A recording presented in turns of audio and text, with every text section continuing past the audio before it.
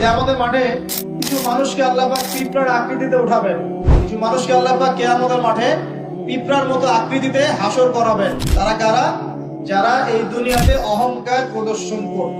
এখন জানতে হবে তাহলে অহংকার কি। আপনার গায়ের জামাটা সুন্দর, জুতাটা সুন্দর, আপনার বাড়িটা সুন্দর, এর মানে আপনি অহংকারী, এটা প্রমাণ হলো না, এটা অহংকার নয়। নবী সাল্লাল্লাহু আলাইহি ওয়াসাল্লাম বলেছেন অহংকার হচ্ছে দুটো জিনিসের সমন্বয়। একটা হচ্ছে মানুষকে তুচ্ছ তাচ্ছিল্য করা এবং সত্যকে প্রত্যাখ্যান করা। বাতারুল হাক্কি ওয়া গামতুন নাস, মানুষকে তুচ্ছ তাচ্ছিল্য করা এবং সত্য মানে আল্লাহ পাকের বিধান যেটা সত্য এটাকে অস্বীকার করা, এটা হচ্ছে অহংকার। ইবলিসের জ্ঞান ছিল না? ইবলিস কি আবেদ ছিল কিনা? আবেদ বোঝেন কিনা?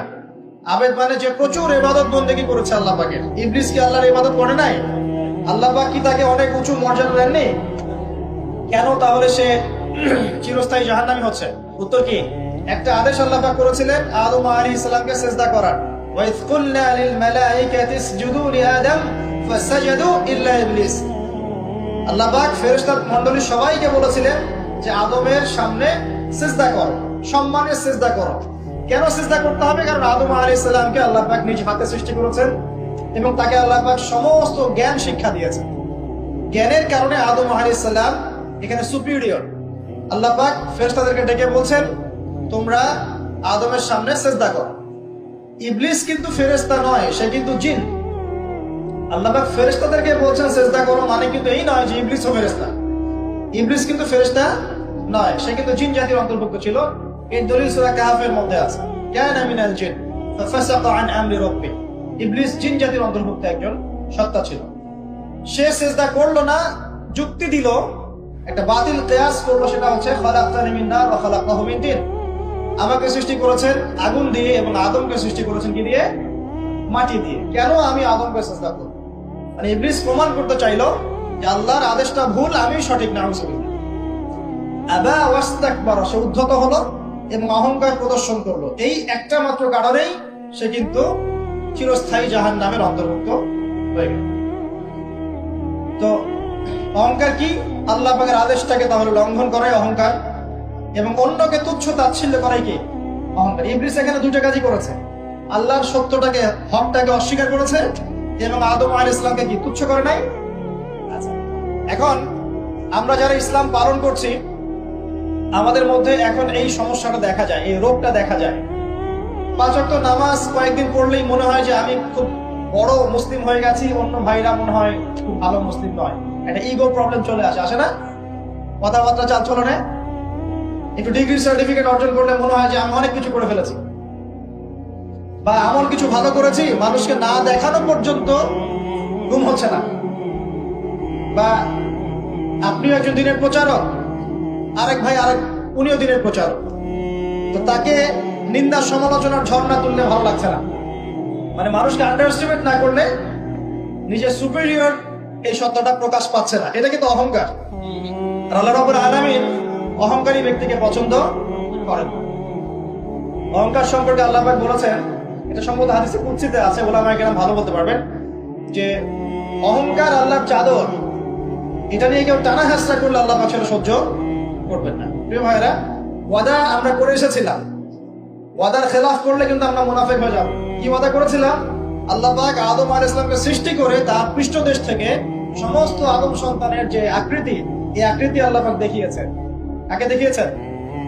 আদম আলাইহিস সালামকে দেখিয়েছেন।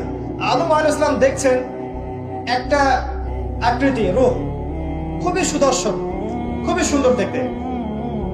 তিনি জিজ্ঞাসা করলেন, হে আল্লাহ, এই কে? নাম কি? আল্লাহ রাব্বুল আলামিন বললেন, এ তোমার সন্তান, তার নাম দাউদ। কি নাম? দাউদ আলাইহিস সালাম নাম শুনেছেন? আদম আলাইহিস সালাম বললেন, তার হায়াত কত হে আমার রব? আল্লাহ পাক বললেন যে 60 বছর। কত বছর? 60 বছর। আদম আলাইহিস সালাম বললেন যে আমার হায়াত থেকে আল্লাহ তুমি তাকে আরো 40 বছর দিয়ে দাও। এরপরে দাউদ আলাইহিস সালামের বয়স হয়ে গেল 100 বছর। দেখেন, এই সময় আল্লাহ পাক সমস্ত, আচ্ছা এখানে একটা কথা বলে দিই, এই যে দুইজনের নাম পেলেন এখানে, আদম এবং দাউদ, ঠিক আছে? এই দুইজন নবীকেই কিন্তু আল্লাহ পাক কোরআনের মধ্যে আল্লাহর খলিফা বলেছেন। এটা একটা কোইন্সিডেন্স, এটা একটা মিল কোরআনের। একটা কথা মনে রাখবেন যে কোরআনের একটা আয়াত কিন্তু আরেকটা আয়াতকে ব্যাখ্যা করে। কোরআনের আয়াতগুলো হচ্ছে, আমি একটা উপমা দিচ্ছি, আকাশের তারার মতো অনেকটা। আকাশের তারা দেখেছে কখনো? সময় কোথায় তারা দেখার? এখন তো ফুটবল খেলার যুগ, খেলা দেখবে নাকি ভাই? শেষ রাত্রে আমরা অ্যালার্ম দিয়ে উঠতে পারি আর্জেন্টিনার খেলা দেখার জন্য, কিন্তু অ্যালার্ম দিয়ে তাহাজ্জুদে উঠতে পারি না। তো এই যুব সমাজের নিশ্চয়ই অনেক কল্যাণ হবে। একটা অসুস্থ প্রজন্ম তৈরি করছে আমরা, অসুস্থ প্রজন্ম। খুব গভীরভাবে লক্ষ্য করবেন, এরা বাবাকে সালাম দিতে লজ্জা পায়। কেউ সালাম দিলে ওয়ালাইকুম সালাম বলতে খুব লজ্জা লাগে, মনে হয় যে মাথা হেড হয়ে আসতেছে। বাইকের পিছনে মেয়ে নিয়ে ঘুরতে লজ্জা করে না। আর এখনকার বাইকগুলো মাশাআল্লাহ, আর আমরা তো ঢাকা শহরে থাকি, অনিচ্ছা সত্ত্বেও অনেক কিছু দেখতে হয়। এমন অনেক দৃশ্য দেখেছি আপনি বিশ্বাসই করবেন না, এটাও হচ্ছে সমাজে। গাড়ি নিয়ে যাচ্ছি, হয়তো বই পড়ছি, পড়তে পড়তে চোখটা লেগে গেলে একটু মানুষ তাকায় না দিকে দিকে, জানলা ঘুরে তাকিয়ে দেখছি যে গাড়ি নিয়ে যাচ্ছে, ড্রাইভার ড্রাইভ করছে, পিছনের সিটে এক ছেলে বসে আছে, ওই ছেলের কোলের উপরে নামিয়ে বসে আছে। প্রকাশ্যে নবী সাল্লাল্লাহু আলাইহি ওয়াসাল্লাম কি বলেন না এই হাদিসটা? কিয়ামত হবে না ততদিন পর্যন্ত যতদিন পর্যন্ত মানুষ রাস্তাঘাটে জেনা না করবে। মেলে নাই হাদিস? কিয়ামতের কোন নিদর্শনের জন্য অপেক্ষা করছেন বলেন? নবীজি বলেছেন জীবনের শেষের দিকের একটা হাদিসে, হাদিসে জিবরিল। এখানে নবী সাল্লাল্লাহু আলাইহি ওয়াসাল্লাম মাত্র দুইটা আলামত বলেছেন কিয়ামতের। কয়টা? এই দুইটার মধ্যে একটা হচ্ছে ওয়ান তারাল হুফাতাল আওরাতাল আলাতাল ইয়াশাই ইয়াতাতাওয়ালুনা ফিল বুনিয়ান। সমাজের সবচেয়ে নিম্ন শ্রেণীর নগ্ন পায়ের, মানে জুতা কেনার টাকা ছিল না, নগ্ন গায়ের মানে কাপড় কেনার টাকা ছিল না, এই শ্রেণীর মানুষ, ধনীদের কথা বলা হচ্ছে না, এই গরিব নিঃস্ব শ্রেণীর মানুষ ইয়াতাতাওয়ালুনা ফিল বুনিয়ান, উঁচু উঁচু অট্টালিকা নির্মাণের প্রতিযোগিতা করবে। মিলেছে? মধ্যপ্রাচ্যের অনেক কান্ট্রি আছে, তাকিয়ে দেখবেন। এক সময় বেদুইন ছিল, বেদুইন মরুভূমিতে থাকতো। এখন দেখবেন কনস্ট্রাকটিভ বিল্ডিং নির্মাণের কারো 100 তলা, কারো 200, কারো 150 প্রতিযোগিতা।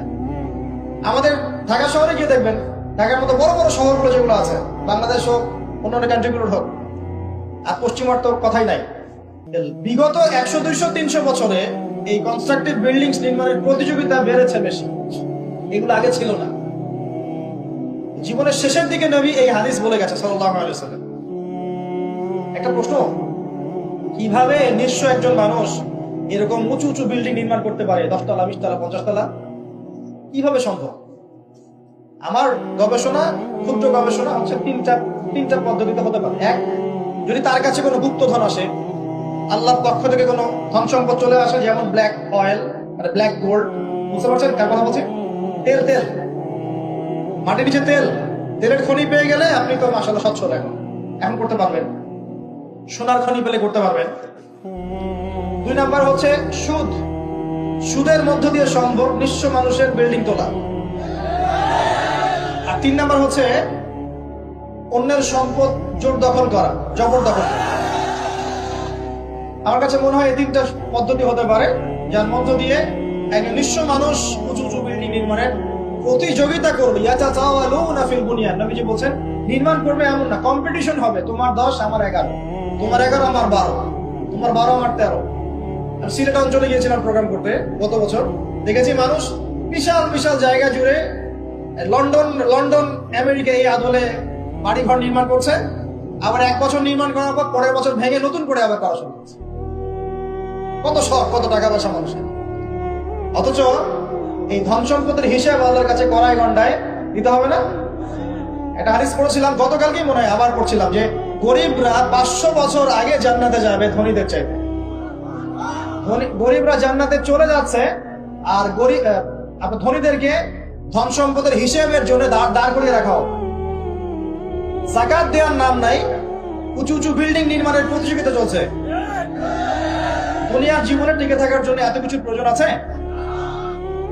নবী সাল্লাল্লাহু আলাইহি ওয়াসাল্লাম বলছেন যে দুনিয়াতে তুমি থাকো মুসাফিরের মতো, প্রয়োজন পূরণ হয়ে গেছে, যথেষ্ট। হ্যাঁ, অবশ্যই আমরা যদি সামর্থ্য থাকে 10 তলায় ইসলামিক কোনো প্রতিষ্ঠান করে তুলবো, কোনো সমস্যা আছে? দিনের বড় মার্কাজ করে তুলবো, ইনশাআল্লাহ, কোনো সমস্যা? নিজে বাঁচার জন্য, ভোগ বিলাসের জন্য দুনিয়া থেকে মত্ত হয়ে থাকা যাবে?